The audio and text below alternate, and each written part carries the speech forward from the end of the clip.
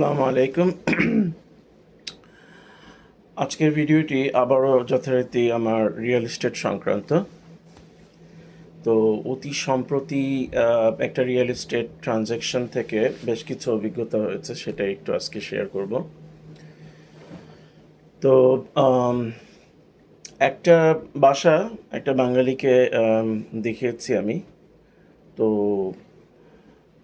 বাঙালি buyer, তো তার বাসাটা পছন্দ হয়েছে, কিন্তু একদিন পরেই জানা গেল যে তার লোনটা হবে না। তো বাসাটা ছিল তার্কিশ মসজিদের খুব ওয়াকিং ডিস্টেন্সে আর কি। তো মসজিদের ওয়াকিং ডিস্টেন্সে একটা বাসা। তো আমি তখন ওই যেই ভাই রেফার করেছিল ওই ভাইটাকে, তা আমি ওনাকে বললাম যে ওনার তো লোন হবে না। তো এই বাসাটা কোনো একটা মুসলমান যদি নিয়ে নিতে পারতো, বা কোনো বাঙালি মুসলমান অন্য কেউ যার লোন হইতে পারে, তাকে দিয়ে দিলে বাড়িটা ভালো হতো, দেখেন কোনো একজনকে পাওয়া যায় কি না। তো তারপরে ওনারই আরেক বন্ধুকে তখন বলেছিল যে ভাই, যে দেখেন। তো পরে উনাকেও ওই বাড়িটা দেখাই আমি, যেহেতু আগের বায়ারের বাড়ি লোন হবে না, তো স্বাভাবিকভাবেই ওনাকে ওই বাড়িটা আমি দেখিয়েছি। তো দেখানোর পরে উনি আমাকে বলল যে বাড়িটার দাম ছিল 4,85,000। তো উনি আমাকে বলল যে ভাই 4,50,000 একটা অফার দিতে চাই, এবং 5,000 টাকা আরও রিটার্ন চাই। তো যারা বাড়ির মার্কেট সম্পর্কে আইডিয়া আছে তারা খুব ভালো করেই জানেন যে আহ, মসজিদের কাছে বাড়ির এমনিতে অনেক ডিমান্ড। তারপরে হলো যেই বাড়িটার মূল্য, ওটা নাকি ব্যাংক থেকে অ্যাপ্রাইজ করা হয়েছিল আপনার 4,85,000। তো ব্যাংক অ্যাপ্রাইজ হয়ে গেছে 4,85,000, সেই বাড়িটা আপনি 30,000 টাকা কমে অফার, এবং তারপরও আরও 5,000 টাকা রিটার্ন চায়। বলছে যে এইভাবে একটা অফার দিয়ে দেন।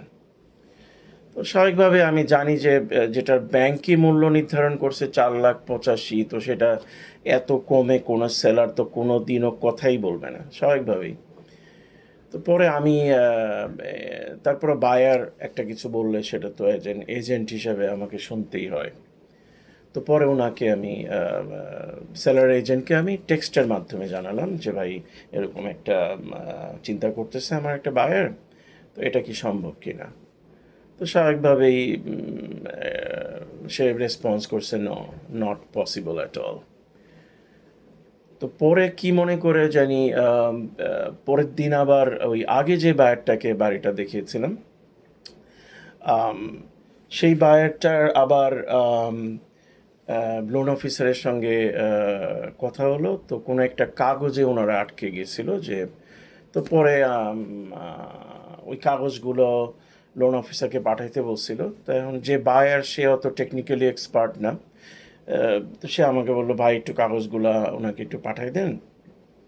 তো পরে ওই কাগজগুলা ইমিগ্রেশন ডকুমেন্টস আর কি।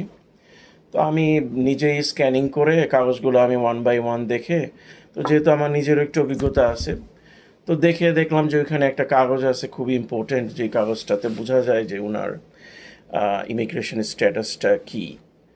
তো ওইটা আমি লোন অফিসারকে কাগজগুলো পাঠায় বললাম যে ভাই, ওই ওই অমুক নাম্বার পেজটা একটু দেখেন।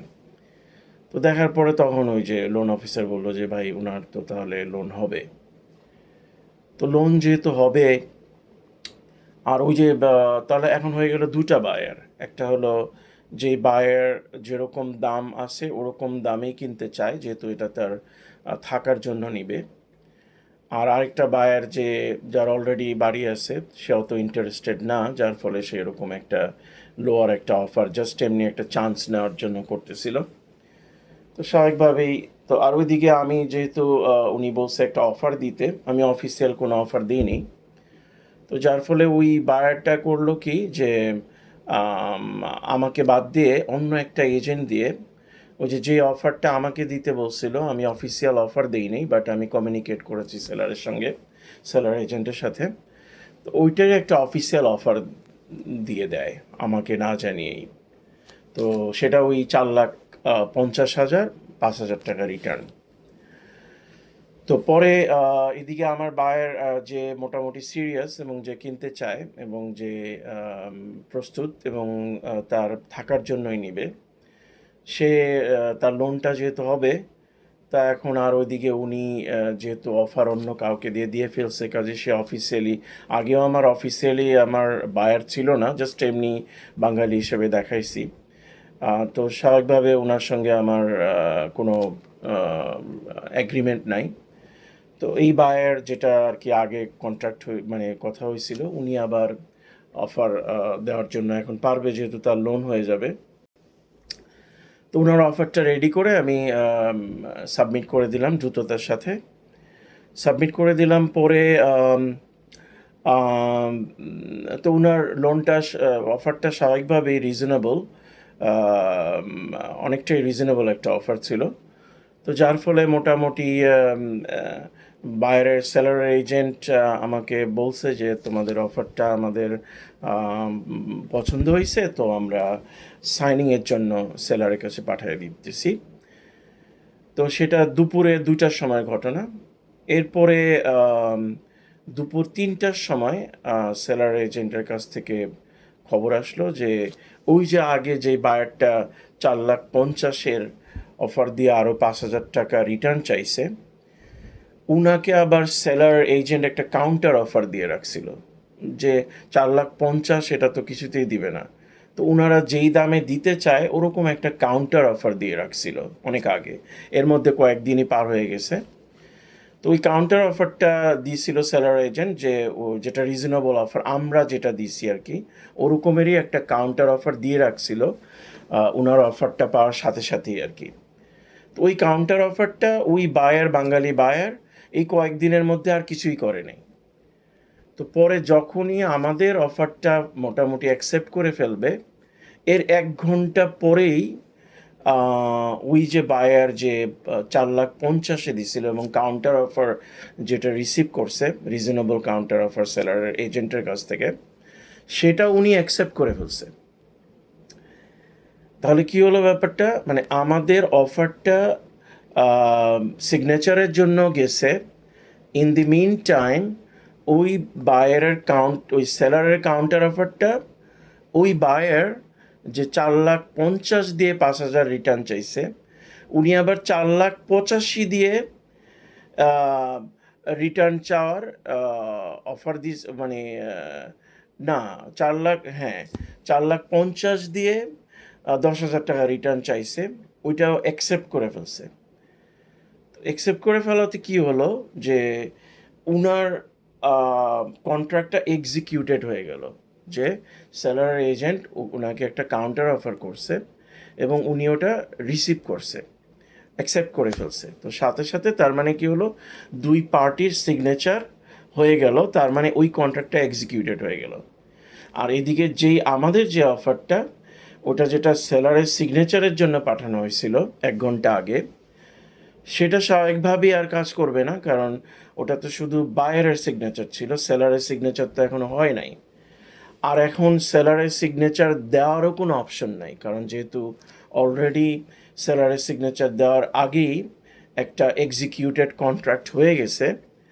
তো তখন কি হলো, আমার যে বায়ার অফিসিয়ালি, যে আমি যাকে রিপ্রেজেন্ট করি, তার এরকম একটা সম্ভাবনার জায়গা থেকে বাড়িটা হাত থেকে চলে গেল, কারণ অলরেডি ওটা আন্ডার কন্ট্রাক্ট করতেই হবে।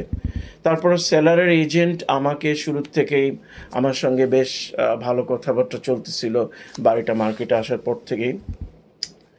বাড়ির এভরি ডিটেল ওই সেলারের এজেন্ট আমার সঙ্গে শেয়ার করতো। তো এই যেগুলো যেগুলো কাজ ওই বাঙালি বায়ার করছে, এগুলো সবই আমি না জিজ্ঞেস করলেও সে আমাকে টাইম টু টাইম রিপোর্ট করতো যে এটা হইতেছে।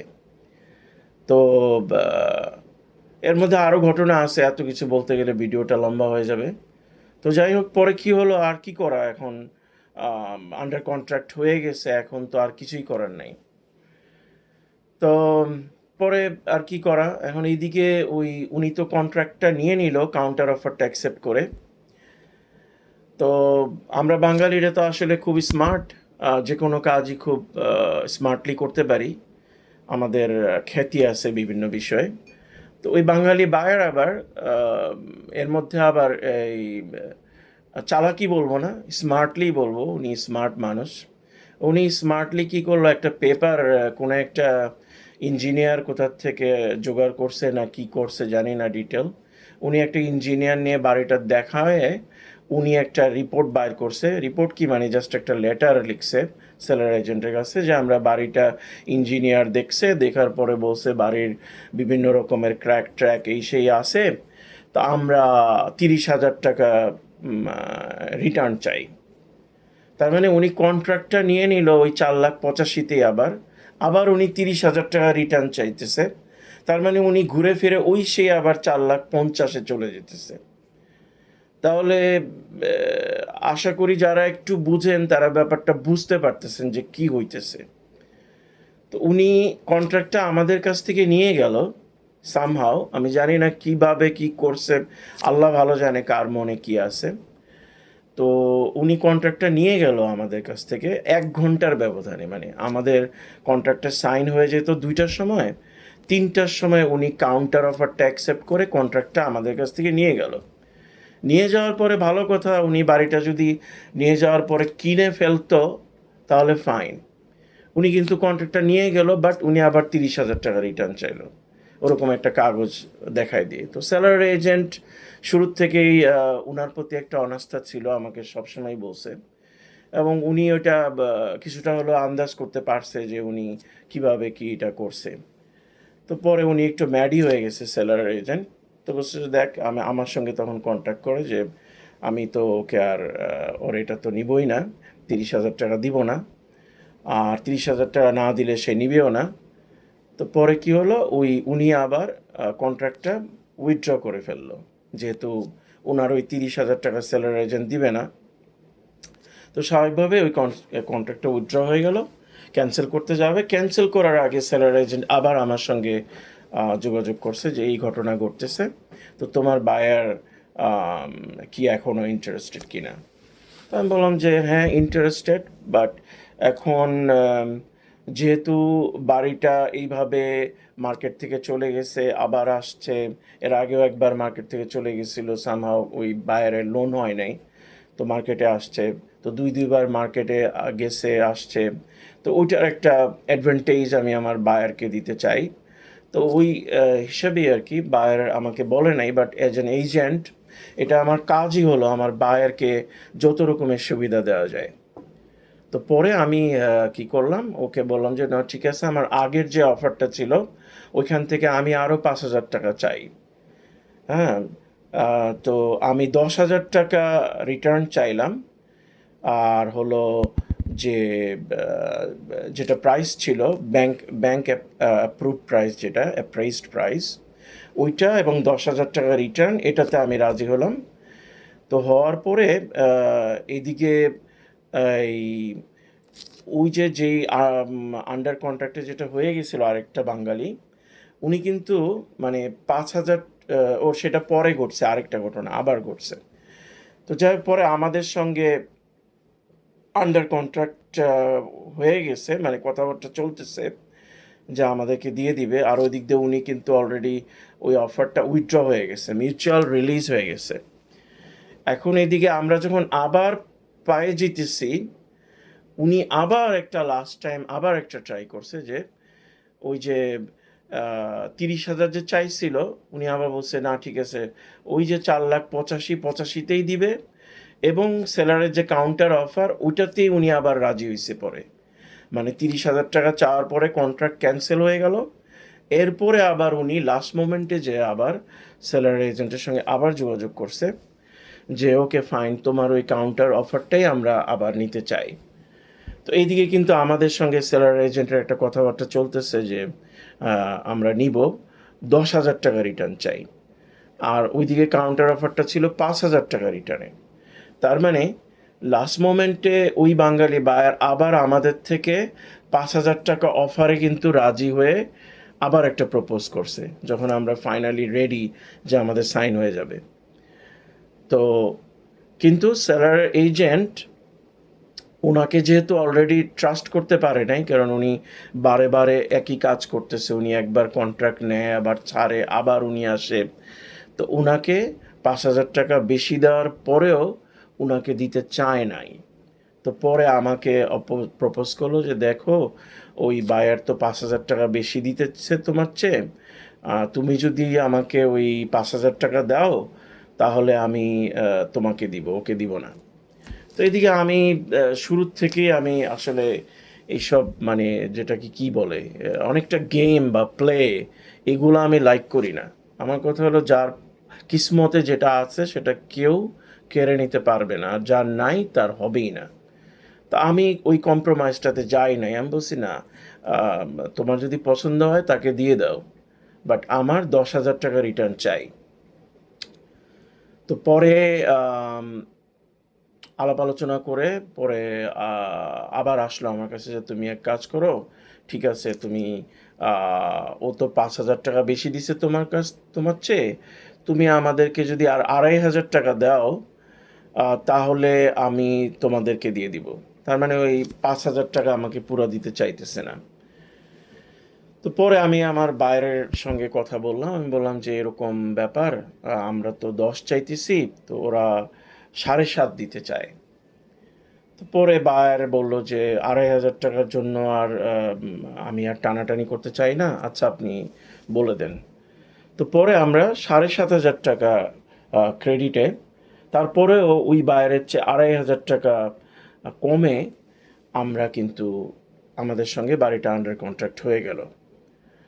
তাহলে বাড়িটার কন্ট্রাক্টের হিস্টোরিটা দেখেন যে ওই যে আদার বায়ার, সে একবার ননসেন্স একটা অফার দিল, আবার উনি একটা প্র্যাকটিক্যাল অফার দিল, আবার উনি একটা ননসেন্স অফারে গেল, আবার উনি একটা প্র্যাকটিক্যাল অফারে আসলো, কিন্তু ফাইনালি উনি বাড়িটা পাইল না।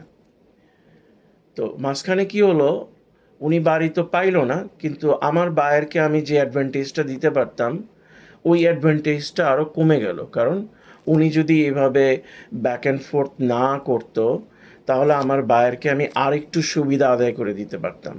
কারণ বারবার ওই উনাকেই ফ্রন্টে আয়না আমাকে, আমার বায়ারকে আর কি উইক করা হইতেছিল যে আমার কাছে এই অফার আছে, উনি এরকম অফার দিতেছে, তো উনার জন্য আমি টোটাল বেনিফিটটা আদায় করতে পারি নাই। তো যাই হোক, পরে সামহাও কন্ট্রাক্ট হয়ে গেল এবং ফাইনালি আলহামদুলিল্লাহ আমার বায়ার ওই বাড়িটা ক্লোজ হয়ে গেল, বাড়িটা পেয়ে গেল। তো আমার বায়ারকে আমি সবসময় এটাই বলতাম যে ভাই অনেস্টির সাথে থাকেন, আর আপনার কিসমতে বাড়ি থাকলে আপনি পাবেন, এটা কেউ ঠেকাইতে পারবে না, আর আপনার কিসমতে না থাকলে আপনি কিছুতেই পাবেন না। তো যাই হোক, আল্লাহ যাদের ইন্টেনশন ভালো থাকে তাদেরকে আল্লাহ সহায়তা করে। উনারও বাড়ি হলো, আমারও এজেন্ট হিসেবে আমাকে যেভাবে প্রতারণা করা হয়েছিল, মানে দেখেন বাড়িটা আমাকে দিয়ে দেখায় উনি অফারটা দিছে আরেকজন এজেন্টকে, যে তাও যদি একটা মুসলমান একটা বাঙালি হইতো তাও মনটাকে একটু শান্তি দেওয়া যেত, যাক আমি টাকা পাই নাই বা পাইতাম না, বাট একটা মুসলমান বা কোনো একটা বাঙালি এজেন্ট এই টাকাটা পেয়ে যাবে, সেটাও একটা শান্তি হইতো। কিন্তু ওনারা একটা আমেরিকান এজেন্টকে দিয়ে অফারটা দেওয়া হয়েছে। তো এই ভিডিওটা করার উদ্দেশ্য হলো দুটা লেসন আছে এখানে, কয়েকটা লেসনই আছে। দেখুন, একটা হলো যে অফার বেশি দিলেই বাড়ি কন্ট্রাক্ট পাওয়া যায় না, আর দ্বিতীয়ত এজেন্টকে একটা স্ট্রং নেগোশিয়েটিভ স্কিল থাকতে হয় বাড়ি নেওয়ার জন্য। তো সেটা জরুরি। আরেকটা হলো সবার উপরে যেটা সত্য, যে রিজিকে না থাকলে জোর করে কোনো কিছু নেওয়া যায় না, আর রিজিকে থাকলে যত বাধাই আসুক সেটা আপনি পাবেনই। তো আমার বাঙালি ভাইদেরকে অনুরোধ, আমরা কবে ভালো হব জানি না আসলে। আমি বলতেছি না যে বাঙালি সবই খারাপ, আমি ওই বায়ারকেও আমি আসলে খারাপ হিসেবে জাজ করতে চাই না, বাট উনি যে কাজগুলো করছে সেটাই জাস্ট বললাম। আমি কিন্তু ওনার নাম বলি নাই যে উনি কে। তো কাজে ওনার কোনো মানহানি হয় না এখানে আশা করি। আর আরেকটা হলো যে আমি এখনও বলতেছি না যে উনি রিয়েলি আসলে কোনো খারাপ কাজ করছে, কিন্তু আমার কাছে মনে হলো যে প্র্যাকটিক্যালি যে এরকমভাবে ঘটনাগুলো ঘটছে এটা আসলে জানি না, আমার সেন্সে মনে হয় এটা কাম্য না। আর এরকম অভিজ্ঞতা প্রায়ই হয় আমার বাঙালি ভাইদের ক্ষেত্রে, বিশেষ করে যে কেন জানি না ওনাদের কি প্রবলেম, মানে আহ, আমাকে দিয়ে বাড়ি টাড়ি দেখায়, লোন অফিসার নিয়ে ইভেন অ্যাডমিনিস্ট্রেটিভ ওয়ার্কগুলাও করে, তারপরে এক সময় হুট করে একটা কিছু করে। হ্যাঁ, তো যেগুলো লিগালিও ঠিক না, মানে চাইলেই এদেরকে, আমি বাঙালি ভাই যারা এগুলো করে এদেরকে অনেক কিছু করা যায়, বাট আমি ছেড়ে দিই যে যা ঠিক আছে, যা করার করুক, কেউ খারাপ হলে তার সঙ্গে খারাপ হতে নাই। তো এই আর কি। তো আপনারা যারা ভবিষ্যতে বাড়ি কেনার চিন্তা করতেছেন তাদেরকে বলবো যে যে কোনো কাজেই সৎ থাকার চেষ্টা করেন। আর ছলচাতুরি করে ডিসঅনেস্ট হয়ে আসলে আপনি যদি কোনো কিছু হাসিলও করেন, সেটা আসলে আপনার জন্য ভালো হবে না। তার মানে ব্যাপারটা অনেকটা এরকম হয়, যদিও সব কিছু আল্লাহই দেয়, বাট আপনি জিনিসটা কিভাবে নিতেছেন, কোন প্রক্রিয়ার মাধ্যমে নিতেছেন, সেটা ইম্পর্টেন্ট। যেমন আপনাকে তো সবই আল্লাহ দেয়, আপনাকে বাড়িও আল্লাহ দেয়, আপনাকে আপনি যে আয় রোজগার করেন, ইনকাম করেন, এটাও আল্লাহ আপনাকে দেয়।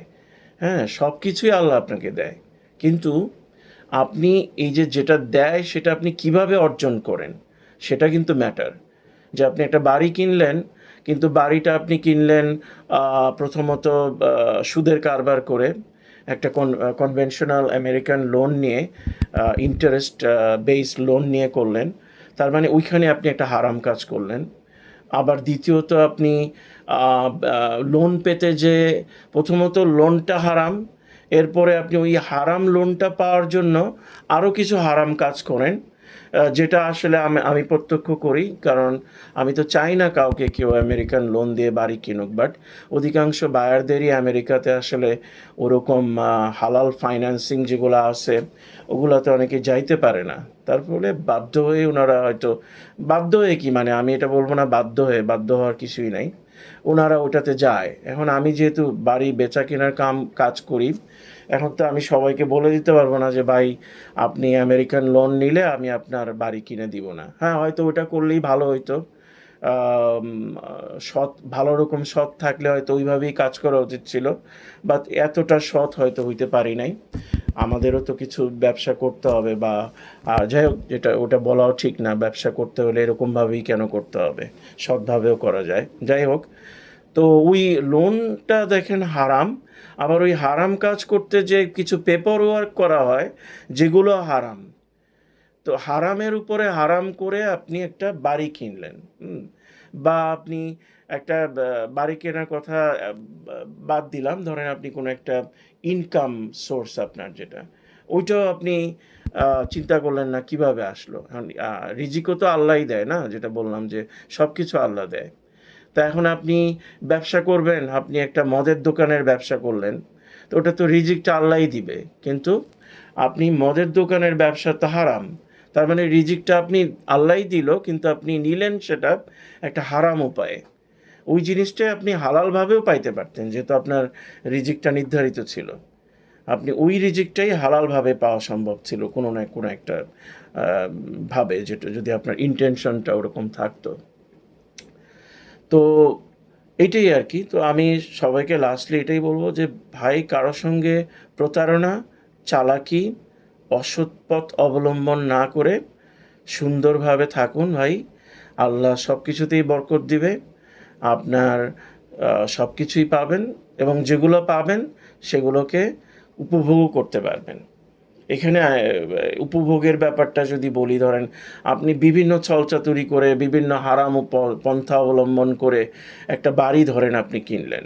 উপভোগের কথাটা এই জন্য বললাম যে আপনি বাড়ি কিনলেন ঠিকই, কিন্তু সেই বাড়িতে আপনি শান্তিতে বসবাস করতে পারতেছেন না। তাহলে আপনি মূলে যেয়ে দেখবেন যে কেন আমি এরকম একটা সুন্দর বাড়িতেও শান্তিতে নাই। তার মানে গোড়াতে আপনি গেলে বুঝতে পারবেন যে আমার আসলে বাড়ি কেনাটাই ছিল একটা সব রকমের অসৎ উপায় অবলম্বন করে। তো যার ফলে আমি সেই শান্তিটা পাচ্ছি না। আর যদি আপনি সৎভাবে সুন্দরভাবে একটা বাড়ি কিনেন, ছোট্ট কুঁড়ে ঘরের মধ্যেও আপনি শান্তিতে থাকতে পারবেন। তো ধন্যবাদ সবাইকে। ভিডিওটা অনেক বড় হয়ে গেল। কারো প্রতি কোনো ক্ষোভ না, আমি আমার নিজেকে সংশোধন করার জন্য, এবং যদি ভিডিওটা দেখে কারো কোনো বিন্দুমাত্র সংশোধন হয় তাহলেই আমার সার্থকতা। তো ইনশাআল্লাহ আবার কথা হবে। ভিডিওটি সময় নিয়ে দেখার জন্য সবাইকে ধন্যবাদ। আসসালামু আলাইকুম রহমতুল্লাহ।